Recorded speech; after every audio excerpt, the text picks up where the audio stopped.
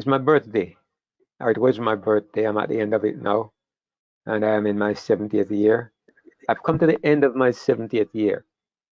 The scriptures were fulfilled on me today because the Bible says the years of man's life are 60 years. And if by reason of strength there be 60 and 10, so I've lived to 60 and 10, and I'm still reasonably strong.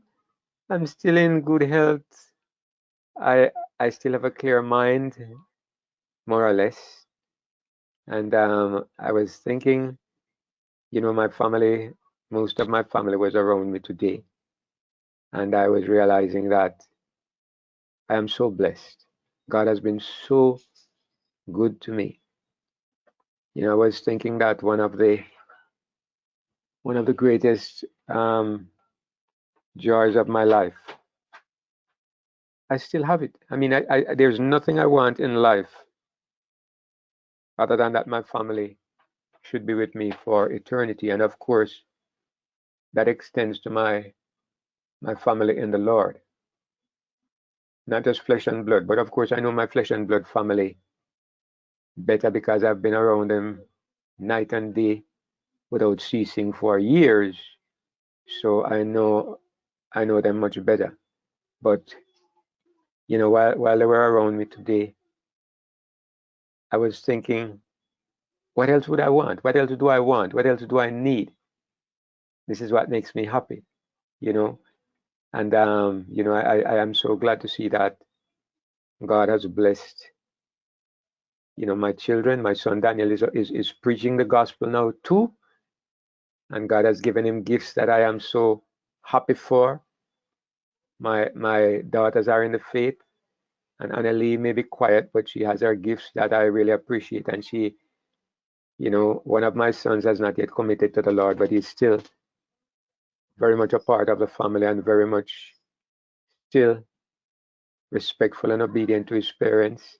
A lot of children today don't have, their parents can't speak to them. And as soon as they become adults, they go about their business, they go into the world, they go into all kinds of degenerate lifestyle. Some of them go away to universities and they come back knowing more than everybody else, and they get into worldly pursuits. And even those who say they are Christians, their Christianity is kind of philosophical and nominal. I'm glad that my family really loves the Lord. God has given me a wife who has been with me for 45 years. 45 years. Wow. He's like, I accomplished, we accomplished something. And I look back over my life, and I'm telling you, my family tonight, that I'm grateful. I've been a Christian since 1975. And I want to give God thanks that I slipped and I fell, but I never let go of the Lord. He never allowed me to let him go. He never let me go, I should say. I slipped and I fell too many times, but he never let me go. There never was a day in those 47 years, there never was a day when I felt like giving up, when I felt like the Lord was not good, when I felt like I was sorry that I made this decision. Not a single day. God has been good to me. I can look back over my life and I see that the prayers that I prayed, and I didn't understand the things I was asking for, they were heard and God answered. I've told you, brothers and sisters, when I was a young Christian, maybe reading so much of Ellen White, I wanted to be a prophet. Okay. My first request that I made of God, that I prayed for many years, I asked him to make me a prophet. I went to bed and I expected dreams and I expected visions.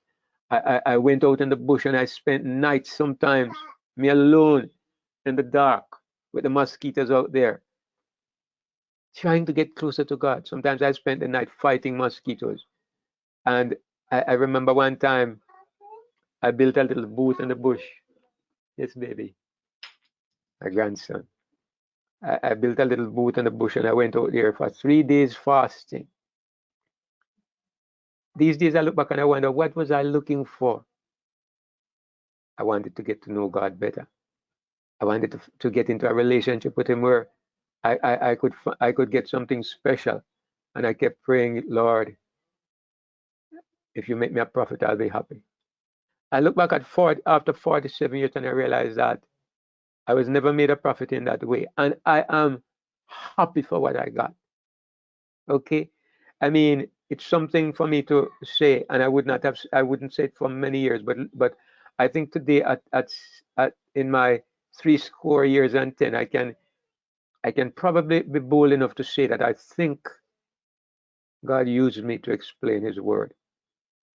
I think God has given me the ability, the gift to explain His word. After 47 years, I think I am bold enough to make that statement. And I say, Father, all those prayers of mine weren't in vain. All those prayers of mine weren't in vain because I see that God heard and God has blessed me. And there is nothing that would make me happier than the job that I have today. It's not a hard job because sometimes people say, you must do a lot of studying. A brother called me today and he asked me, what books do I use as my resources in my studies? I was thinking, I don't use any books.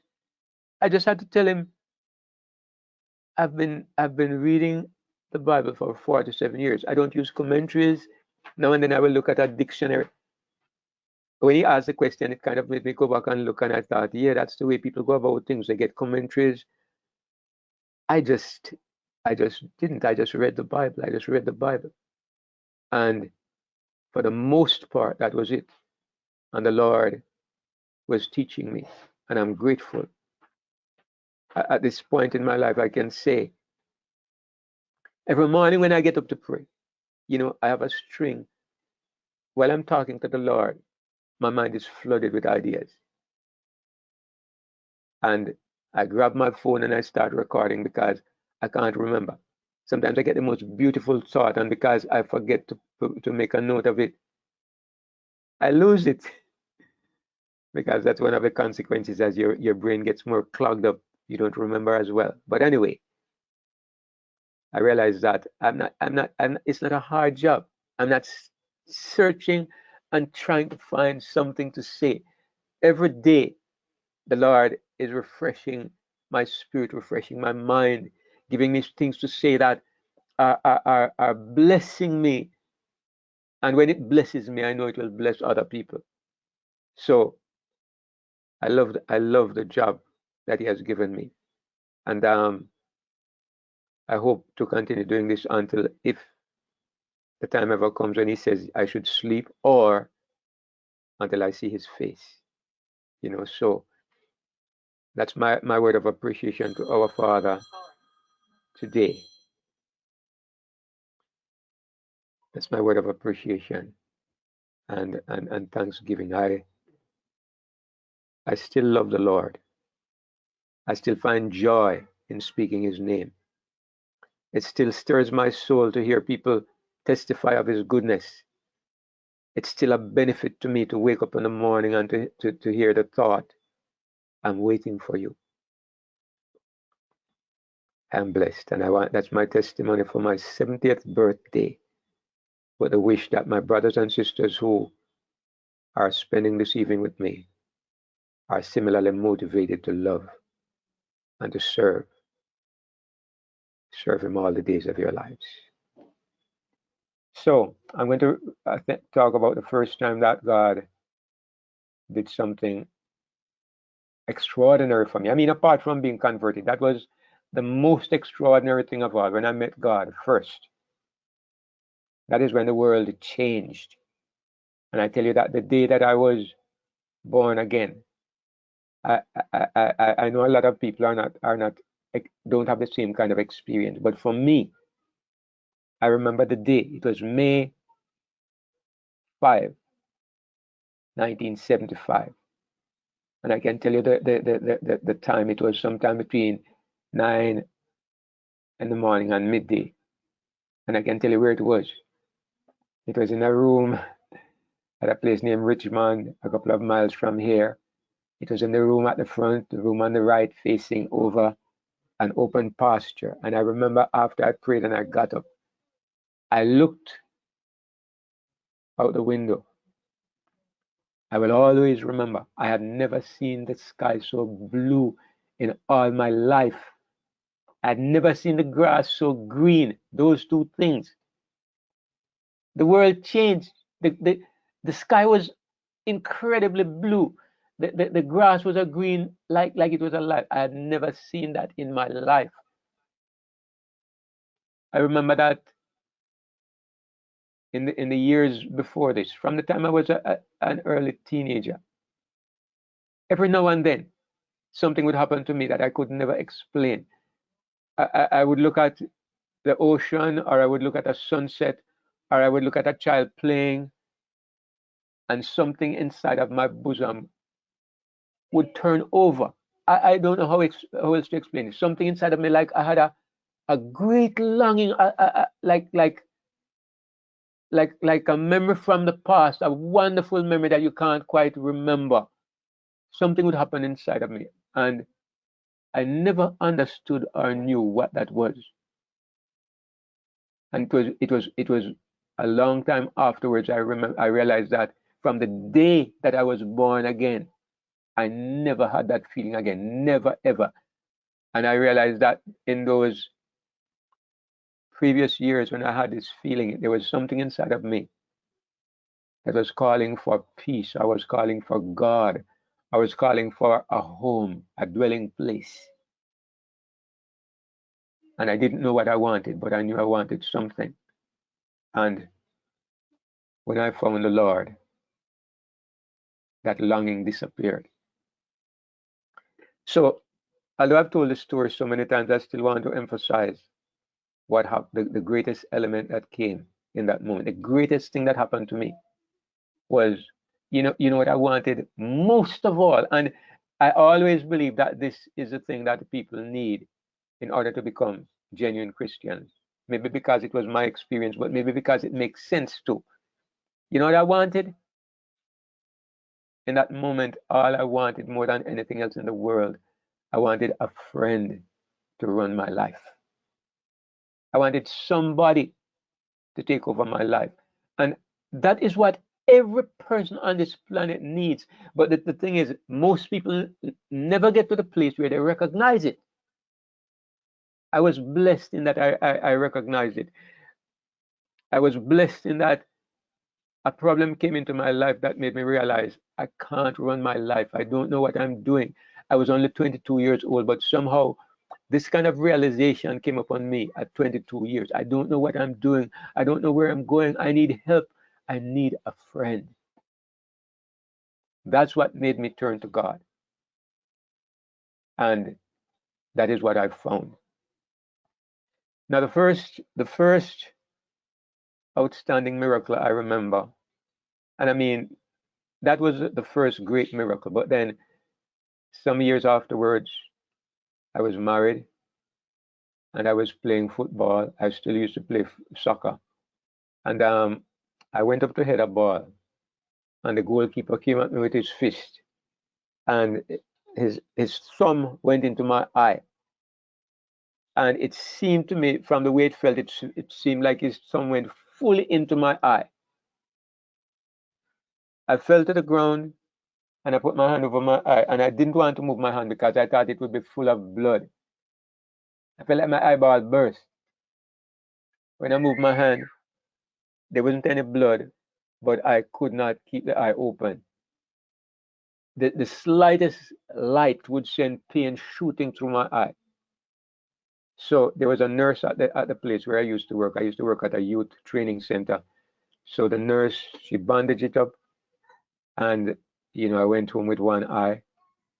And I thought, well, okay, the eyeball is not burst. This will go away in a few days. One day, went to 2 days, went to 3 days, went to a week, and it wasn't getting better. It was hurting more, and I could not open the eye. If I opened it for an instant, it would hurt. It was getting worse. I mean, I continued like that for 2 weeks. And I guess you have to understand me because I have never been a doctor person. You know, I don't condemn or blame people who go to the doctor, but I've never been. I never went to the doctor in my life. And I'm 70 years old. I think I went one time. Yes, I went one time. And I had a cough I went to Africa and I came back with a cough that lasted for 8 months. And after 8 months, I decided to go to the doctor. He said it was just sinusitis. He gave me something and it went away, so he must have been right. But for some reason. Anyway, but my parents they were not doctor people. I raised my 4 children. We never went to the doctor. So we were blessed in that way. But this now was so bad. 2 weeks and there's no relief. And I'm saying to myself, it was Friday night, a night like tonight. And my wife said, you better go to the doctor because I was groaning about the eye and I couldn't open it. And she said, you better go to the doctor. And I said, okay. In the morning, I'm going to go to the doctor. So I went to lie down, went to bed, and all night I couldn't sleep because of the pain. All night I was there moaning. And at 4 o'clock in the morning, she finally said, you want me to pray for your eye? I mean, just somehow it never occurred to any of us that she could pray for my eye because I guess I had prayed. I prayed about it, I think. I don't remember the details. But she said, you want me to pray for you? I said, yes, pray. 4 o'clock in the morning. I haven't slept yet. And then the thought came to me, and since you're going to pray, do what the Bible says. Get the olive oil and just anoint me. So she got the olive oil and she prayed for me and she just touched me with the olive oil. And when she touched me with the olive oil, I felt a little electric shock in the eye. Like you put your hand on an electric wire, but it wasn't quite as strong, but I just felt a little electric shock in my eye when she touched me. And that was it. In about 30 seconds, I was fast asleep. And I woke up at 6 o'clock, 2 hours later. And when I opened my eyes, my two eyes were open and I was seeing everything perfect. There was no problem. There was no pain. I was completely healed. The only thing was that my eye was still red. And it stayed red for about 2 days afterwards before the redness went away. But from the moment the olive oil touched me, just a little shock, and I went to sleep, and that was it. Woke up perfectly healed. That was the first event that happened to me that I mean you can't explain it. I couldn't explain it by any human explanation. It was a miracle where God just healed my eye like that. So I've always remembered it, and you know, one day I plan to write a book about some of these experiences, and if I ever get around to it, that will be experience number one because it's the first miracle of that nature that I experienced. But I have a number of others that stand in my mind, and sometimes when you know I'm going through a low period, or when there seems to be some disappointment, you know what I do? I go back and I talk about these experiences to the Lord. I go back and I talk to him about them, and they always lift me into heavenly places because they are evidences, proofs of his care and of his providence. And what he has done in the past, he will do it again. When I was working at that same place, I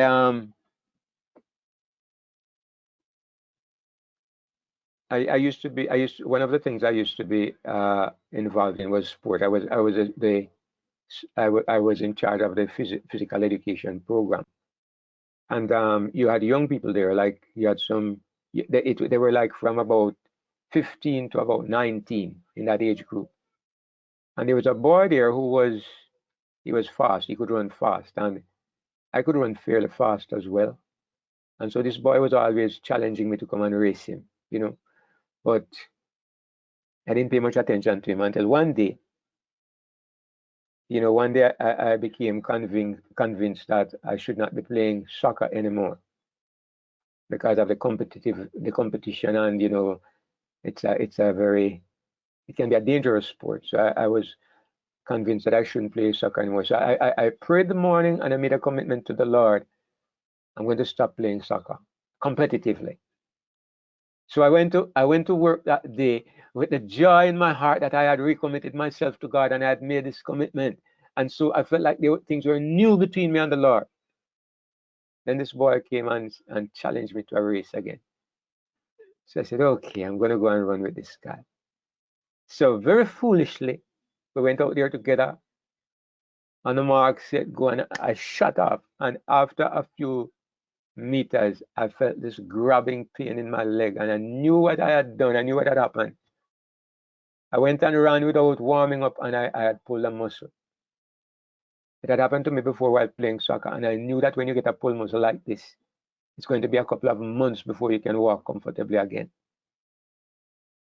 And at first I was a little distressed, but then afterwards I said, everything I was relating it to the Lord, and so I thought to myself, well, God is making sure that I keep my promise, because I definitely can't play any soccer now, even if I wanted to. So it is God's way of making sure I keep my promise. So I was even more happy, and I had a great day.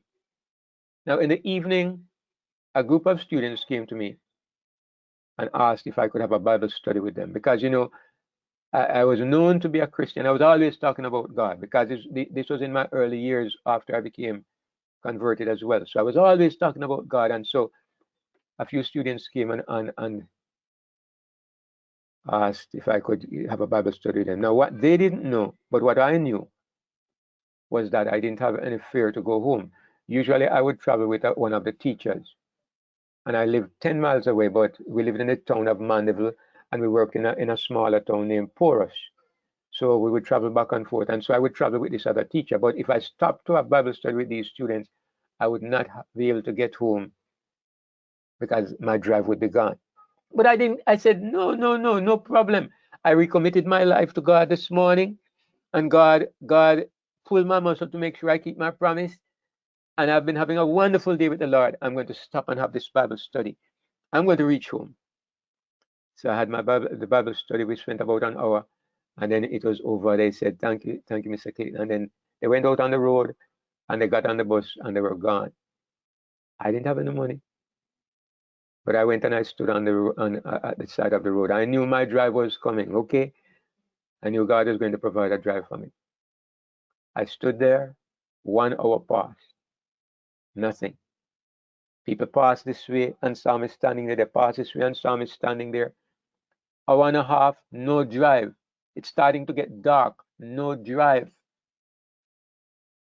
And I'm starting to get really mad with God.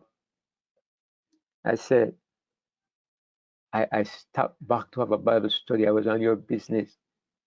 And just for me to get a drive, you can't give me a drive. And I couldn't walk because of the pull muscle. Every step was very painful. So I'm in this dilemma, and I'm standing at the roadside and I can't get home. And I don't even have a cell phone in those days to call my family. So I'm getting really upset with God. And I get so mad, I decide to start walking. So I'm walking along and dragging my foot. And every step I take, I'm getting more upset. And the thing about being upset with God is that you can't get upset with God if you don't believe in God. Okay? So it's only somebody who really believes in God and has a relationship with God who can get upset with God. I'll never get upset with him again. But back in those days, with my limited understanding, he was real to me, and that's why I was upset. So anyway, and while I was walking with these gloomy thoughts in my mind, the thought came into my mind: you think you are better than the Apostle Paul? And I thought, what is this? And the thought came: when Paul was shipwrecked He says, a night and a day I have been in the deep. When you get shipwrecked, I used to do spearfishing when I was a teenager. For 2 years, I did spearfishing. And sometimes I would go to the sea and I'd be out there for 7 hours. We'd go to sea like 6 o'clock in the morning and I'm there till after 12 in the day. And by that time, I'm shivering. Even in the Caribbean water, when you're out there, by this time, I'm shivering. I'm cold. And Paul says, a night and a day I have been in the deep. What was he doing? He was holding on to a little piece of wood, shipwrecked. Where was God? Maybe sharks in the water, and he's holding on to this little piece of wood. Where was God?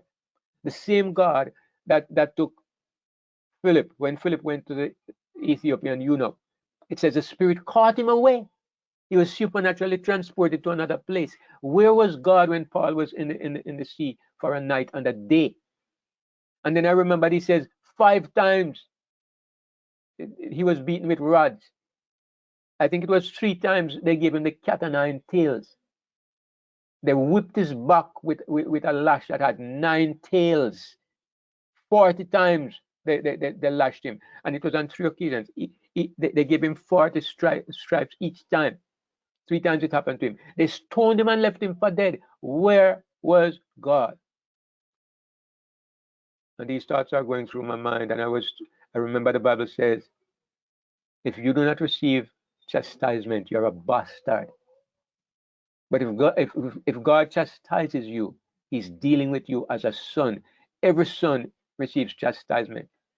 I'm starting to feel really ashamed now because all I have is a pull muscle. And here's this man who is far greater than I am. And he has been beaten, he has been stoned, he has been battered and bruised, he has been shipwrecked about 3 times. And here am I complaining about a little pull muscle. And I felt ashamed as a dog. And I said, Father, I'm sorry. Instantly, a car stopped at my foot. I wasn't even looking. I wasn't even thinking. I'm just focused on the fact now that how can I be so ungrateful? How can I be so limited and narrow minded? And I'm sorry. And I said, Father, I'm sorry. And a car just stops right at my foot. It's a friend of mine. He not only takes me to Mandeville town, but I live 3 miles out of the town. He takes me right to my door and stops and lets me off. And that was a great lesson that the Lord taught me that day. I've never forgotten it. I've never ever complained about the Lord anymore. I always understand that no matter what is happening, he's working for my good and he's working to bring me to the place where I appreciate and trust him more. The third thing that happened while I was working at that place, you know, as I said, sometimes I didn't have any fare. And it was partly because I depended on somebody to take me back and forth, but partly also because I had a little family, my wife, a couple of children by that time, and we were living in a rented house, and sometimes my money management wasn't perfect. So sometimes during the month I would run out of money. And I remember one day I needed to go to work. The fare was $2 from the town of Mandeville to where I worked. And from where I lived, it was another few cents. But I searched through the entire house and I found enough money for my fare to that town. Then from that town to Portsmouth, I needed $2. I went into every corner of the house and I searched and I found $1.90. I didn't find $2. So I went and stood on the corner waiting for the bus. Now let me tell you, Natalie will understand because she's a Jamaican, but you understand that the Jamaican minibus system, they have conductors on it and they are rude and coarse and insultive people. Now, not only this, but the minibuses are traveling from Mandeville to Kingston. The fare is something like $10. I only want to go to Porus. The fare is $2. They don't want me in their bus. They want a $10 passenger. So normally they go around calling and then the passengers will jump in. But if they know I'm going to Porus, they don't want me on the bus. They want a long distance passenger. So somebody who is traveling on a short distance, you step up on the bus, they say, where are you going? You don't answer, you're going to take your seat. Okay? And then when you get the porch, you say, please let me off here. And then they will grumble a little and take your money. But that's how it works. Or at least that's how it worked back in that time. So I can imagine when I take this man's bus and I'm going to give him $2 and I give him $1.90. I know he's going to disgrace me on the bus that morning. He's going to make a noise and put me to shame in front of everybody because that's the way they are. So I'm standing on the corner waiting for the bus and I'm concerned. I only have $1.90. And you know the thought comes to me, but God is your father. I mean, he can settle it. Let me just talk to him about it. And I said, Father, I just told him, I know I'll get there and I know, but I know I'm afraid this guy is going to shame me on the bus this morning, Father. So you're my father, please. I'm asking you to take care of this. Look, I open my eyes and there's a pencil rolling across the road, a pencil. I look up and there's nobody there. I look to see who dropped the pencil. Nobody is there. And the pencil comes and rolls and stops at my foot. And it's resting on 10 cents.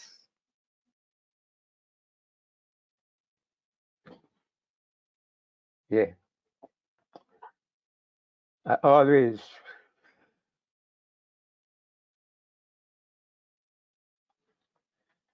remember those things. 10 cents. If it was $1 or $10, it wouldn't mean so much. 10 cents. From a pencil just rolling across the road out of nowhere. So, you know, I have to love the Lord, and I have to, and sometimes He brings me to tears because when I remember the things that He did, I appreciate Him. I appreciate Him. I mean, how could I help but serve Him? And you know, I remember there was an old man who lived near to us at one point. They call him Watermouth because he was always drooling. They call him Watermouth here in Jamaica, but he was kind of half cracked, and you know, he said to me one day, you know, I think that, you know, Satan has won the battle between him and God. I think Satan is running the world now. I said, his name was Mr. Manton. I said, really, Mr. Manton, why would you say that? He said, God isn't answering prayers anymore because I asked him for $1 million and all he gave me was 10 cents. So he said to him that was proof that Satan was ruling and not God anymore. And I thought of him when I found that 10 cents. I thought of him when I thought, yeah, $1 million on the road this morning would not have meant as much as a 10 cent because $1 million would have given me a lot of luxuries, but it would never have done as much for my relationship with God and my appreciation with God as that 10 cent. Now people talk about coincidence, but let me tell you, nobody was standing there. The pencil rolled across the road. I looked up and I saw the pencil rolling, and I looked to see who dropped the pencil, and there was nobody there. And the pencil came to rest on 10 cents right at my foot. Some people will say this is coincidence, but I am not. I am not such a. I don't have enough faith to believe that that is coincidence because you need to have a lot of faith to believe that just happened by chance. If you had gotten $1 million, probably it would be more coincidence. Right. I would think this is chance because of course I didn't need $1 million, you know. And then, as I said, I have so many of these stories, but I think I have time for one more. And I've told all these stories before, but like I say, I'm telling them again. This was something that happened after I decided to leave my job, because that was one of the crazy things I did. I gave up my job so I could go and preach. And I didn't know what I was doing and how I was going to live. I didn't know anybody. I had no support from anywhere. I just got up and resigned my job. My poor little wife stood by me. She never left me. She never divorced me. She never kicked me kicked me out, left the home. She stuck with me and she never complained. I think back on it today and I marvel and I think it's remarkable because when I think of the things I put her through when I did this, and I wonder about myself how I did it, but I was so sure God wanted me to do this. They tried to get me to stay at the workplace and I determined to leave. And when I left, I always say that for about 6 months, a friend of mine used to use a phrase. He says he passed through hell bareheaded, but that was true for me. I would say I passed through hell bareheaded if there's such an experience, because for 6 months I had the hardest time that you can imagine. And I mean, when I was leaving my job, I had a little bike, and I was prepared because I said I won't be able to buy gas anymore, and I won't be able to maintain bike. So I sold the bike and I bought a bicycle. But even with all of that, things got so hard, and it taught me something. When you make a commitment to the Lord, don't expect that it means that it's going to be a bed of roses. God is going to take you through, but don't expect that it's going to be easy. My father shared a sermon with me back in those days where he pointed out that the first thing God did when you offered a sacrifice to him was he burned it with fire. And he says, present your bodies as a living sacrifice unto God. When you make a sacrifice to God of yourself, he's going to burn it with fire. That is a sign that he accepts your sacrifice. I've never forgotten it. It happened to me the day when I made the commitment to stop playing soccer. He burned me with fire that day. And I was blessed out of it.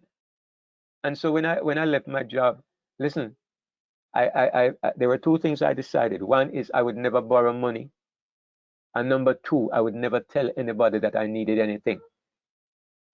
The reason being that I never want anybody to think, yes, God took you out of your job to go and beg. God took you out of your job to go and suffer and have to depend on people. So I knew I could never tell anybody that I was in any need. So those two things is the reason why things got so hard, because I could have asked my father, I could have asked my brothers, but I couldn't ask anybody because it was God and me alone. And I'll tell you this. Every day, every meal, there was something to eat. But I'll tell you, sometimes it was things that people wouldn't consider. I know there was an occasion when all we did was we had cornmeal, we put a little salt with it. My wife is groaning. She doesn't want me to tell anybody. We put a little salt with it, and we fried it in the frying pan and ate it. Right? It got down to that bad sometimes. And I'll tell you, one Sabbath we went to church. Well, let me not tell you that one. I'll save it for another time. But I remember one time there was nothing to eat. We had the last of it for breakfast. There was nothing for lunch. But I had my bicycle, and my poor long-suffering wife, she's always there waiting for me to provide something. I don't have anything, and I just thought to myself, let me go to the post office. Maybe somebody sent something for me in the post office. So I got on the bicycle and I rode to Mandeville town, about 3 miles away, two at the time, 3 miles here maybe. And when I got to the post office, there was nothing. And I went and I sat in my sister-in-law's shop, Sister Dawn, Sister Jill. She's in the room. I went and I sat in her shop. And she was talking to me, but I wasn't paying attention, to be honest, because I was kind of depressed. I was feeling low because the thing that was bothering me the most is that my eldest daughter, she had gone to school and she was going to be coming home at 12 o'clock, and there'd be no lunch. She'd be coming home at midday and she would not have any lunch. A child goes to school, you come home, you need something to eat. The rest of us who were at home, we needed something too. My two little boys, plus my wife and me, but somehow my daughter gone to school kind of rested on my mind more. And so I'm sitting there and Jill is talking to me and I'm not paying any attention. And the thought just comes to me, go and sit in the park and pray. So I stepped out of the little shop, I said that, and I went out and sat in the park on one of the benches. And I'm there praying, but I'm depressed. And then I look over my head and I see two blackbirds. And their feathers are shine and they are looking fat and sleek. And immediately I think, Consider the birds of the air. They do not sow nor gather into barns, but your heavenly Father feedeth them. And as I watched, I saw one of the birds fly down, and he picked up something in the grass, and he was gone. The next bird flew down and picked up something, and they were gone. And oh man, my heart lifted up, and I thought, look at how God provided for those birds. They didn't plant anything, they didn't put anything there, and God provided for them. And I am his child. Can my family go hungry? That is an impossibility. I was back up on cloud 9. I went into the shop and I said, all right, Jill, take care. I'm going home now. I got out and I jumped on my bicycle and I started off. And then she said, hold on, David, wait. She said, I have $8 for you. I forgot I have $8 for you. That something that I had left there or something that she sold or something. I don't remember, but it was $8. I didn't say a word. I didn't let her know how much that $8 meant. Back in those days, I went home with bread. I went home with flour. I went home with cooking oil, quite a number of things. So that by the time I got home, as I was going through the gate, my daughter was on the other side coming home from school. By the time she got into the house, bread, butter,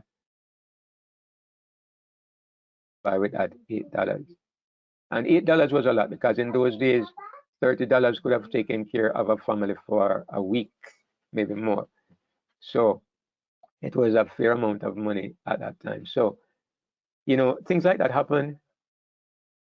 I have quite a number of stories like this that happened during that period of time. And, sometimes people say that Christianity, the miracles that Christians talk about, they are coincidences and people blow them out of proportion. And because of this, when things like this happen, I try to examine them carefully and I try to think of the odds of this being coincidence. And, in everything, you always have room for doubt. There's always room for somebody who wants to find an excuse to doubt. God never puts it beyond doubt. But the evidences are so strong that if you're a reasonable person, you know that somebody intervened. So, he has done this for me so many times in so many ways, and all my life, they have continued. Year after year, I can tell you of moments when God intervened. But here's what I learned. Don't hide from the situations that will cause God to intervene. If you are never in a tight spot, you will never see a miracle. That's what I learned. If you are never in a tight spot, you will never see a miracle.